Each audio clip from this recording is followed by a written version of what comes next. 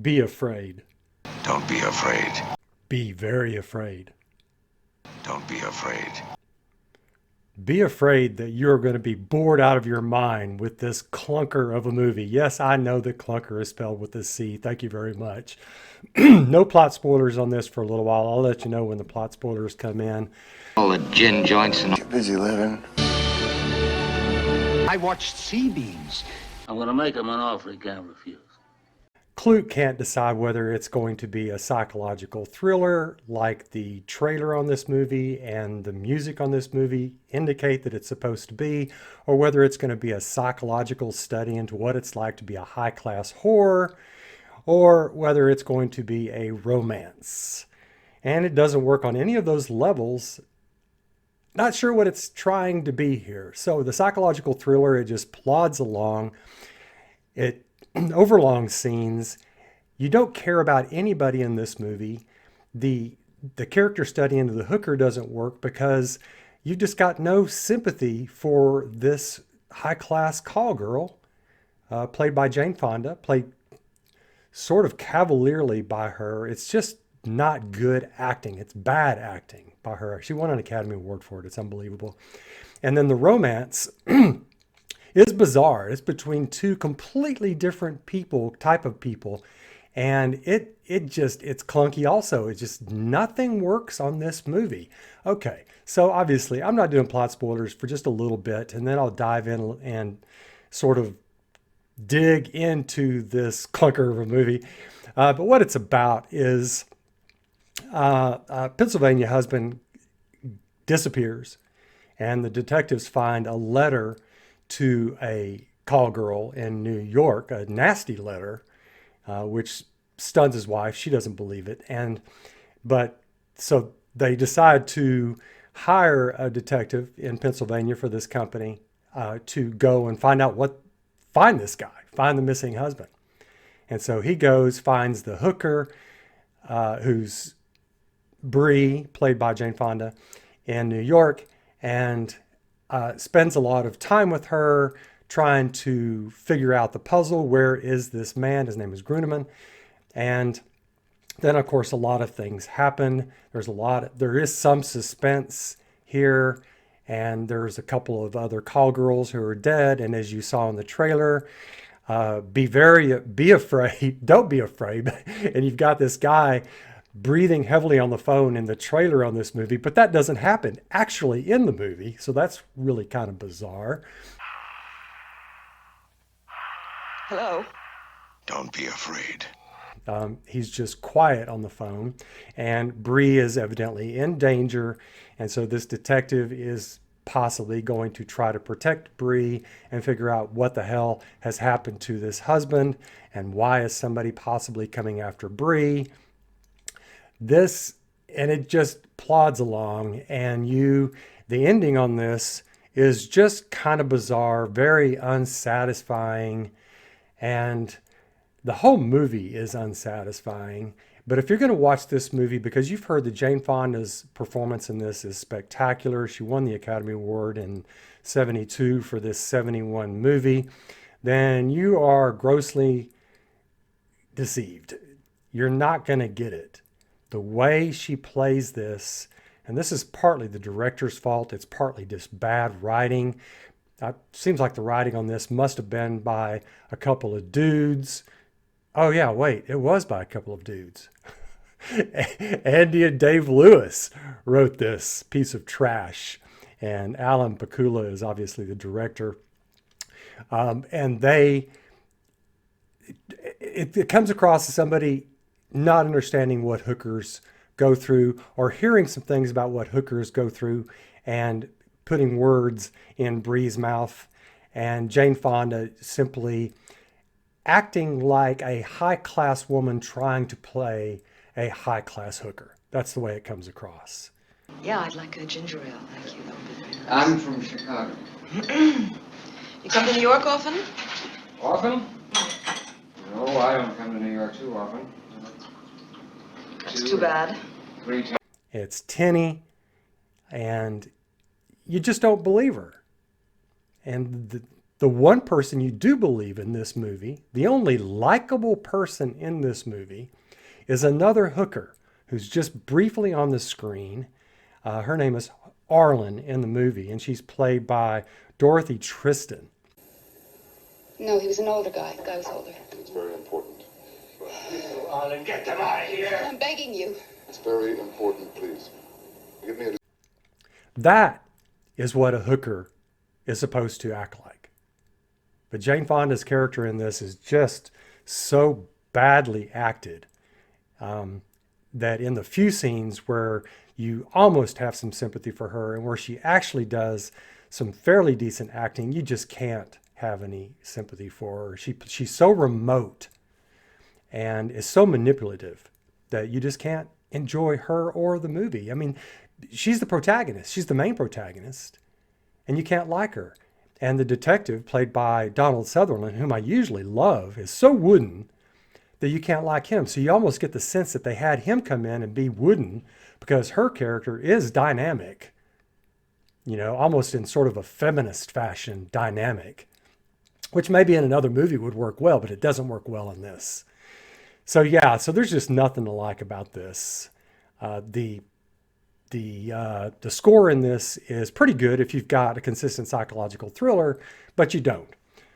So you don't like the characters. There's not much drama in this movie. And and the pacing is horribly slow because you can't connect to anybody. So that's my overall review of this without giving away any plot spoilers. Be afraid of wasting your time if you're going to watch this movie. And you're not going to be impressed by Jane Fonda or Donald Sutherland. So that's just the way it is on Klute, 1971. So I'll do a deep dive into the movie now. So here we go. So my main problem with this is plot spoilers, so I'm assuming all of you right now have watched the movie. My main problem with this is how they portray Bree. She is portrayed as somebody with immense savoir-faire. She's a woman of the world, has got great introspection and an enormous amount of confidence, and she's highly manipulative. She knows she is, and that makes it very difficult to sympathize with her as a hooker and as a protagonist in the movie. It almost makes it to where, okay, so there's somebody coming after her, so what? You know, you don't really like her enough. There's not enough vulnerability in her character like there is in the Arlen character. If the psycho was coming after Arlen, you would truly fear for Arlen. And then if Arlen were the main character, or somebody like Arlen were the main character, and the detective came in, and the detective was not wooden and lethargic and naive, as detectives are not supposed to be, but as how the character is played by Donald Sutherland in this, John Klute, then if he were a confident, like, you know, a Humphrey Bogart character or something like that, detective, then now you would have somebody who was sort of protecting Arlen on her side, who was really savvy, was figuring things out. And Arlen, you could really relate to her. But you can't relate. I mean, I could never really relate to Bree Daniels in this, Jane Fonda's character. It just seemed tinny. The acting was just sort of like, it was like Jane Fonda acting like a whore, a high-class whore, and to where Jane's personality just interfered with the character. It just kept coming out at me, her personality. It'd be like watching Jack Nicholson try to play a demure homosexual. I just don't think he could do it. And his personality would keep interfering with that, you know? It would just not work. And so because of that, you just can't really relate on this movie. And it almost seems like the psychological thriller aspect of it was just sort of pasted on. What's the reason for that anyway now? You know? Since they spend so much time with Bree in the psychiatrist's office. And Bree, again, having this sort of aplomb and savoir-faire. She knows herself inside and out. Because when you're a call girl, you control it. That's why. Because someone wants you? Not me. I mean, there are some Johns that I have regularly that want me, and that's terrific. She's not vulnerable. She's not somebody that is unsure of who she is or has that sort of jagged self-esteem that comes out with hookers like it does with Arlen, you know, whom you really liked in that one scene where she hugs the head of her boyfriend.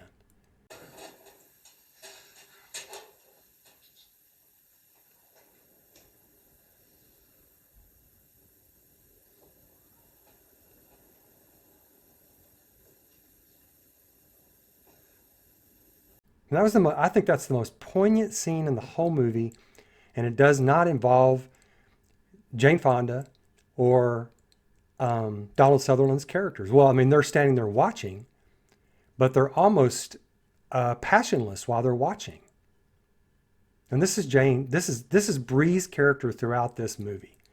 She just almost seems to be a spectator to what's going on with herself and others, and she's so manipulative and so blithely manipulative. You know, like when she's with that one John there in the room. Tell me what you want. Tell me what you want. Hmm? Oh, what? Wow, that sounds fantastic. And how she's handling him. You know, there's just no vulnerability with her at all. You just get this manipulation. And then to top off the manipulation, what she does to John Klute's character there by seducing him and what she says to him afterward. Are you upset because you didn't make me come? I never come with a John.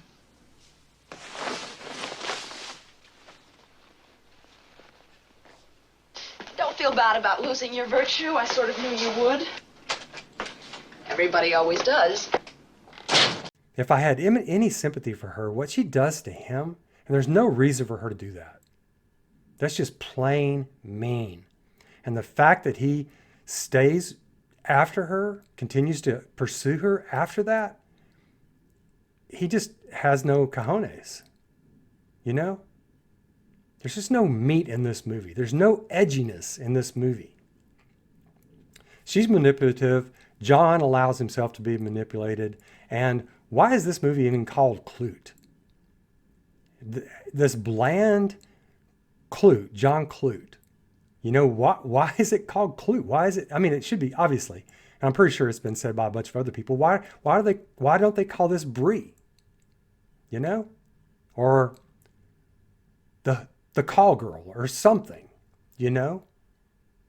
I don't know. It's just weird. Nothing makes sense in this movie. Really. And you've figured out halfway through this movie, you've already figured out who the killer is. But yet I don't consider myself a terrible man. No more than others. If you're paying close attention. So that takes a little bit of the edge off. And then the clunky scene at the end where he goes out the window. You can't figure out why he's going out that window.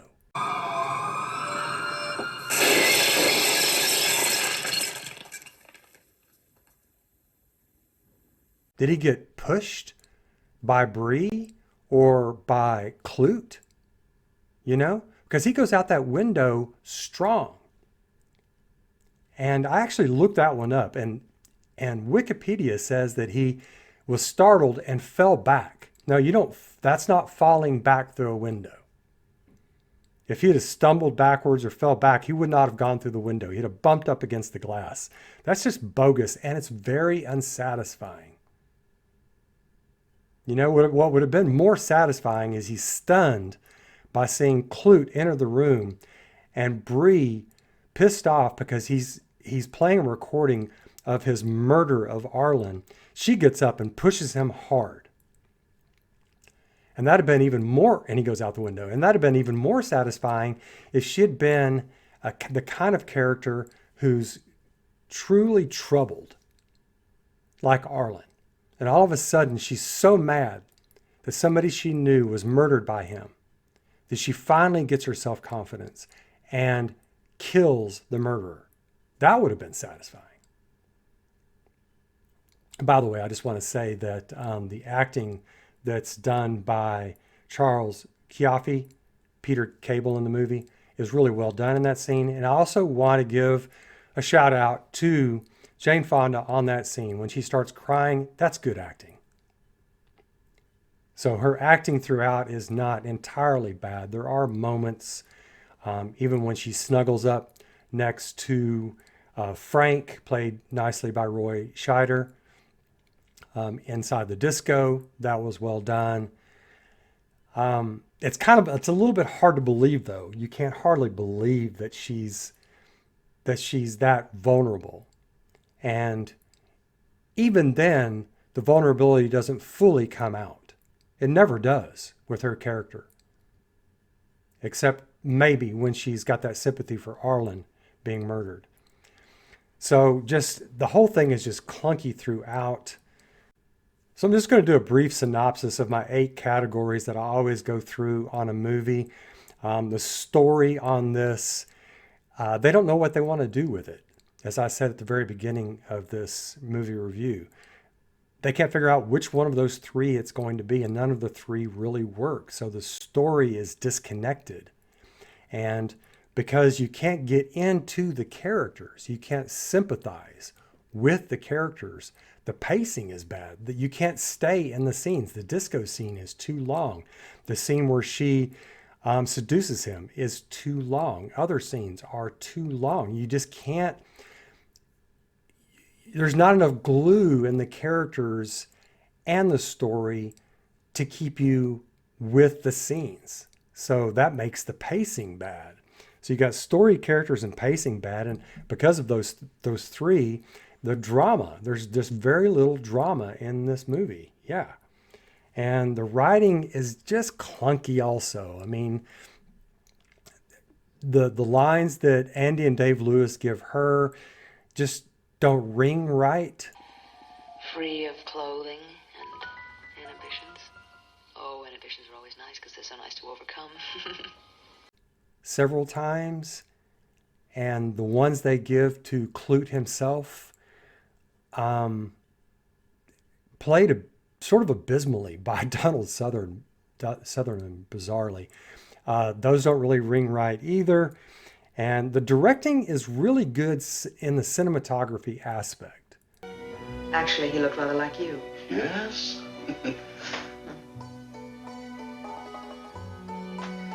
No one could tell me who he was. Was he an exiled prince or a mercenary? Bakula does a good job with the lighting, the cinematography, the angles with the camera, and that kind of thing. But his directing of the actors is just simply bad. Musical score is fine if this were in fact a thriller, but as we know, it's not. And then the last one, acting. There's only 2 people in this movie, I think, that do a good job acting. And that is Peter Cable, played by Charles Chiaffi, and by Arlen Page, played by Dorothy Tristan. I think hers especially stands out. Her acting was riveting. Wow. Wow. I mean, she's only on screen for what, a couple of minutes, but she probably should have been nominated as a supporting actress. She's so good. And frankly, after watching that scene, I wanted her to be the centrifuge of this movie. But overall, there's just not enough meat on the bones, folks. You just can't really get into anybody in this movie, especially the 2 protagonists and the primary one, Bree. I found Jane Fonda's portrayal just seemed to be acting over and over. And if you want a lot of screenshots of her breasts bouncing, braless breasts bouncing, which I kind of found weird. There was just so much time spent on that in this movie. Well, okay, yeah, it's the freedom time in America. I guess that was fine. But you almost get that tinge in this movie that it's some sort of feminist movie. It's okay to be a hooker. It's okay to be a cool hooker, is the sense I kept getting from this. See what kind of savoir faire this hooker has, played by Jane Fonda. It just felt like it was in my face. I don't know. I don't know anything about this movie. I don't know what the hell they were trying to do with this. Wow. Yeah. So it just left me empty. I'm just going to give it 2 popcorns out of 10. And the only reason I give it 2 is that occasionally the cinematography directing is quite well done. And there are moments of good acting as well. And that's about it. Yeah. All right. So I'm looking forward to seeing what y'all think. Take care of yourselves. Catch you soon. Bye now.